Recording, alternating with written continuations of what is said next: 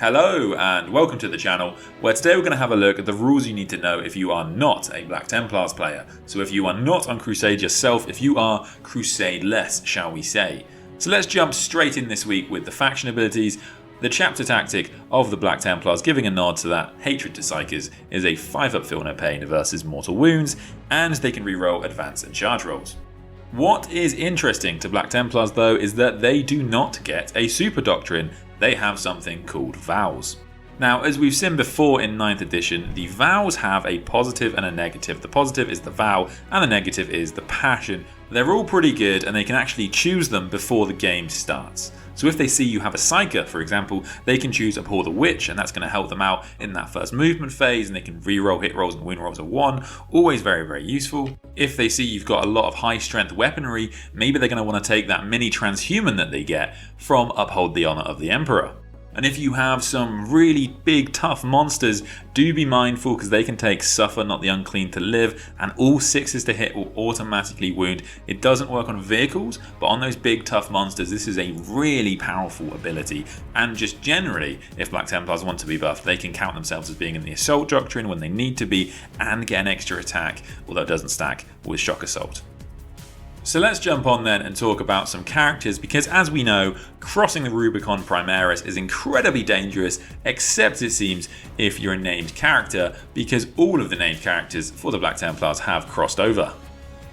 High Marshal Helbrecht is looking strong both in terms of his model and his rules. He has got a +1 strength aura as well as the standard chapter master rules, and he's an absolute weapon in combat. He's got 2 profiles here, one that's damage 3 and one that means he can deal basically 16 attacks in combat.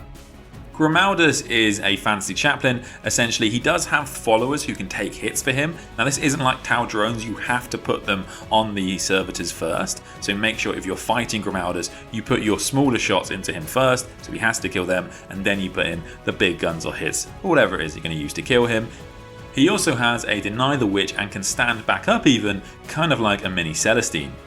The Emperor's Champion is actually not that impressive from my point of view. He's basically just a very good champion. Of course, he's really good in combat versus characters. He's -1 to hit in combat. He can heroically intervene a bit further than usual. It's pretty nice. It's pretty nice. But you're not going to be particularly surprised by him. And then just to mention another one of the Black Templar specific units, the Crusader squad. The only reason I'm going to mention this is because a 20-man squad of Primaris Marines is a bit heinous with transhuman physiology and that 5-up Invan if they want it. So do just be careful when playing against that one. One thing that's interesting about the Black Templars, if you're not familiar with them, is that they don't have librarians. However, to compensate for this, they get their own litanies which they can have access to. So they have some really interesting ones here, as we can see on the screen. They can actually turn off any psychic powers affecting one of their units, they can give them a 5-up Feel No Pain, and they have a bunch of buffs in combat which are really nice. I'm not going to go through them all here because I don't think you need to know them all if you're not a Black Templars player, but they're on the screen if you want to have a look. Warlord traits for the Black Templars are pretty interesting. We have some classics. We have a 6-inch heroic intervention, we have a 5 first, we have kind of an equivalent of first to the fray, so that +1 to advance and charge for the Warlord, but then also if they charge something, other units that charge the same target will get a +1 to charge, which is very nice. In terms of relics, there's a few that I wanted to go through. So they have one that can make litanies incredibly reliable. They have the Crusader Helm, which can increase the range of their aura abilities by 3 inches, and they can put a unit into the Assault Doctrine every turn. We've seen how useful that can be on things like Blood Angels. And then they have an anti-Psyker relic. This is really cool. Not only does it have a negative impact on psychic tests, but also it can cause Psykers nearby to suffer perils of the warp on any roll of a double.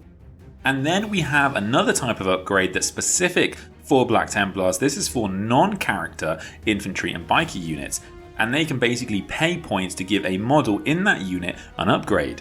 My personal favourite has got to be the Holy Hand Grenade there. This is a once per game ability. You select a unit within 6 inches, it deals D3 mortal wounds on a 2-up, and then the target suffers from fight last. There are some other ones as well that we really like. So there are some defensive ones. We have a -1 damage for the bearer, and the bearer ignores AP -1 and 2. This can be really cool because if you want just one marine to take just a bunch of hits, you can have them taking all of the AP -1 and 2 saves on their armor save until they die, and that can add some decent survivability to the unit. There's also a cool power fist, so it's damage 3 with no minus to hit. And there's one that will allow reroll hits and wound rolls in combat versus a single target declared at the start of the game. Of course, this is massive versus an army like knights. I think all of these are actually pretty good. I think you should be prepared to see an array of these, so do just become a little bit familiar with those. And then the final thing to mention is just the stratagems. The stratagems for the Black Templars are actually really strong.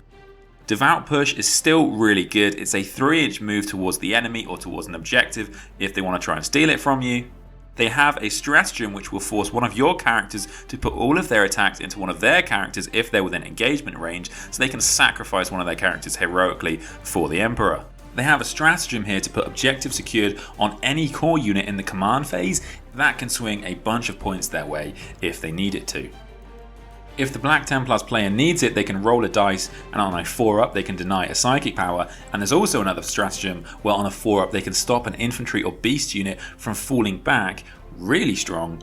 And then there's one here that's going to mean that flame weapons count as blast essentially, so they get that minimum 3 or max shots depending on how many models are in your unit, so really great versus hordes, etc. They've even got an advance and shoot in there just to give that little bit of extra flexibility. There's a couple more on the screen, but those were the main ones I wanted to go through. I think these stratagems are really solid, and this makes for a really great book. I think you're going to see Black Templars quite a lot at the moment because I think they take a lot of the best marine units and actually just make them that bit better.